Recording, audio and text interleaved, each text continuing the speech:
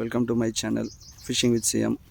இப்போ பார்த்தீங்க அப்படின்னா நம்ம யூஸ் பண்ண மெத்தடை ஒரு வீடியோவில் பார்த்துட்டு இவரும் கெண்டை தூண்டி போட வந்திருக்காரு. மாவு இது பண்ணிகிட்ருக்காரு. இதான் அவர் வச்சுருக்க கெண்டை தூண்டி. இது இவராக ஓனாக மேக் பண்ணது. இதில் எத்தனை முள்ளுப்பா இருக்குது? முள் எத்தனை முள் இருக்குது? 4 முள் இருக்குண்ணா. இதில் மீன் பிடிச்சிருக்கீங்களா இது வரைக்கும்? எத்தனை மீன் பிடிச்சிருப்பீங்க? ஒரு 10-15 கண்டை பிடிச்சிருக்கோண்ணா.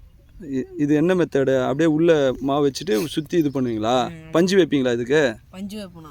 பஞ்சு வைப்பீங்களா? மீன் எவ்வளோ பெரிய மீன் இதில் பிடிச்சிருக்கீங்க? ஒரு 8 கிலோ 7 கிலோ பிடிச்சிக்கணும் இதில்.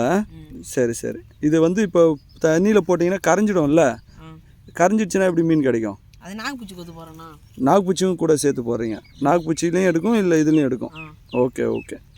ஏன்னா நிறைய பேர் கேட்குறாங்க, மாவு போட்டு நிறைய மீன் பிடிச்சது இல்லைன்னு சொல்கிறாங்க. அதுக்காக கேட்குறேன். நீங்கள் மாவு போட்டு தான் மீன் பிடிப்பீங்களா? ஆமாண்ணா. ஓகே.